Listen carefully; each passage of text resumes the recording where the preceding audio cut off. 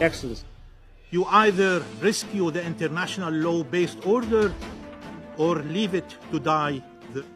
I hear the calls, as said before, for a ceasefire. Victims included at least 33 American citizens. Assistance to provide medicine, food, and water to prevent a humanitarian catastrophe. Thank His Excellency, Mr. Asselborn, for his statement. I now give the floor to Her Excellency, Ms. Retno Marsudi, Minister for Foreign Affairs of Indonesia. Bismillahirrahmanirrahim. Mr. President, I flew 21 hours from Jakarta to attend this meeting. I just want to remind the Council that you have a big responsibility to maintain peace and security, not to prolong war, not to back up any side, to continue war. Indonesia condemned the continuing unprecedented aggression against civilians by Israel in Gaza. We are seeing a humanitarian catastrophe. Crimes against humanity are happening as we speak. Are we going to stand idle? Attacking hospitals, religious places, blocking access to power, water, fuel, and displacing population of the Gaza Strip are being conducted as a collective punishment. At the same time, civilian hostages are being held. Their lives are in critical danger. So I come here to ask the Council, how are you going to exercise your responsibility? When are you going to stop the war in Gaza, create ceasefire, open access to humanitarian assistance, call for immediate release of civilians, stop the illegal occupation of Israel? I have to repeat it. Stop the illegal occupation of Israel.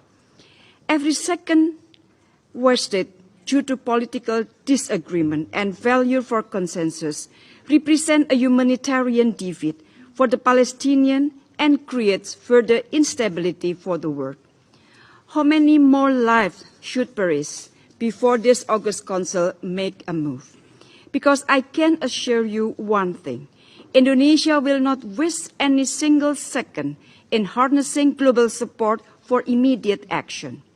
Through the OIC, ASEAN, the ASEAN GCC, and D8 meetings, Indonesia has pushed for a united voice to urge for the cessation of violence and focus on tackling the urgent humanitarian catastrophe. Mr. President, Indonesia calls the Council on 3 points. First, a united call for an immediate ceasefire.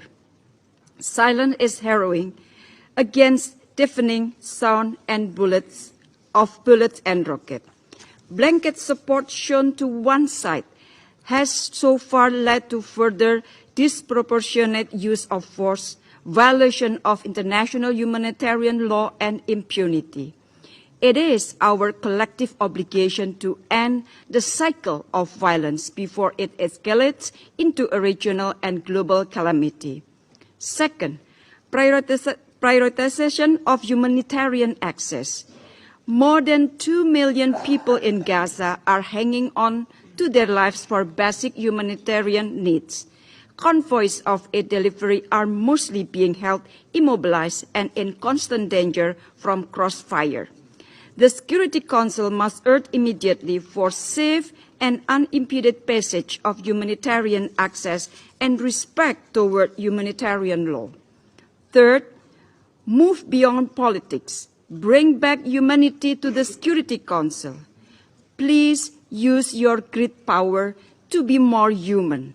The Palestinians deserve equal rights and treatments. We are all human beings. We all deserve to have a home. We must reject the displacement of Palestinians. We must not let the 1948 tragedy reoccur.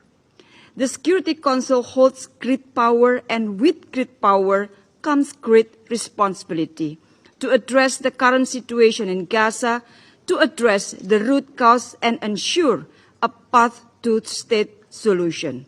Indonesia stands with the people of Palestine. I thank you, Mr. President.